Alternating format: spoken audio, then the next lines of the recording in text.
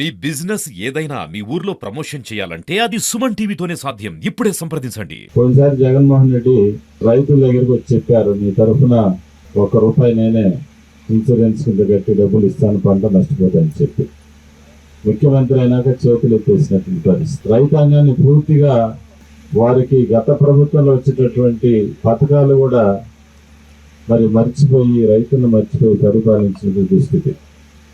ఏ కార్యక్రమం చూసినా విమర్శ. మెడికల్ కాలేజీలు ఉన్నాయి. మెడికల్ కాలేజీ వైసీపీ అధికారం ఉన్నప్పుడు కాలేజీలు 16%, 5%, 12% మొదలుపెట్టి వదిలేశారు.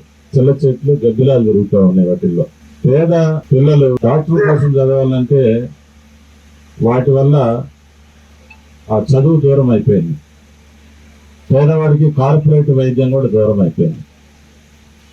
ఇవన్నీ గమనించి ప్రీతం ముఖ్యమంత్రి వర్యులు పీపీపీ విధానం ద్వారా ఆ మెడికల్ కాలేజీలని అభివృద్ధి చేసి పూర్తి చేసి కార్పొరేట్ వైద్యం ఇప్పించాలా పేదలకి.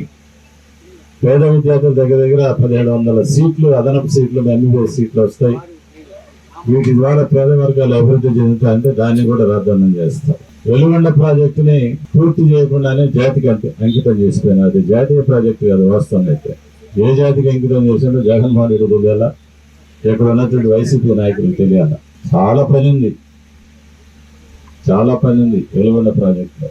అంటే ప్రజల్ని మభ్యపెట్టి మోసం చేసి మళ్ళీ అధికారంలోకి రావాలని జగన్మోహన్ రెడ్డి చూశాడు.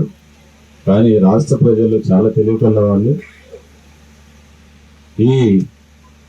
అతను చేసినటువంటి కుయుక్తులు, కుట్రలన్నీ కూడా ప్రజలకు తెలిసిపోయి కనీసం ప్రతిపక్ష హోదా కూడా లేకుండా జగన్మోహన్ రెడ్డి పార్టీని మోకాళ్ళతో కూడా నరికివేసి ప్రతిపక్ష హోదా లేకుండా ఈ రాష్ట్రంలో నిలబెట్టినటువంటి ప్రజానీకం, తెలివైనటువంటి ప్రజానీకం రైతాంగం ఉన్నారు ఈ రాష్ట్రంలో. అందుకనే అలవిక అన్నటువంటి హామీలన్నీ కూడా ఇచ్చి జగన్మోహన్ రెడ్డి ఎన్నికల్లో చతికిల పడిపోయినటువంటి పరిస్థితి మనం అందరం చూసాం. అందుకని న్యూ బ్యాచ్ వరకు అబద్ధాలు, అసత్యాలు మాట్లాడేటటువంటి అలవాటు వాళ్ళ జీన్స్ లో ఉన్నాయి. అందుకనే ప్రమాదకరమైనటువంటి వ్యక్తులు. ప్రజలు దాన్ని గమనించాలి. చదువుకున్న మేధావర్గం ఆలోచన చేయాలి. ఎందుకంటే ప్రతిదీ అబద్ధం మాట. అందుకనే మన నాయకుడు ఇచ్చిన మాట ప్రకారం ఒక్కొక్కటిగా ఆర్థిక పరమైనటువంటి ఇబ్బందులు ఉన్నప్పటికీ ఒక్కొక్క కార్యక్రమం ప్రజలకు ఇచ్చిన మాట నెరవేర్చుకుంటూ ముందుకెళ్తున్నాం. గత 5 సంవత్సరాల రాష్ట్రంలో ఒక తట్ట మట్టి పోసిన పరిస్థితి లేదు. రాష్ట్ర వ్యాప్తంగా 175 నియోజకవర్గాల్లో ఈరోజు దేవుడి దయవల్ల మనం అక్కడక్కడ ఇబ్బందులు ఉన్నటువంటి రోడ్లన్నీ కూడా పూర్తి చేసుకుంటున్నాం. 5 సంవత్సరాలప్పుడు మొత్తం పూర్తి చేస్తాం. రోడ్లు మొత్తం కూడా అయిపోయింది. జగన్మోహన్ రెడ్డి పైన ఒకసారి నమ్మారు, ఓట్లేసి ముఖ్యమంత్రి చేశారు. ఇక జన్మలో ముఖ్యమంత్రి సమస్య లేదు. జగన్మోహన్ రెడ్డి అనే వ్యక్తి ఈ రాష్ట్రాన్ని ముఖ్యమంత్రి పరిస్థితి లేదు. ఎందుకంటే నమ్మారు, చూశారు, అయిపోయింది.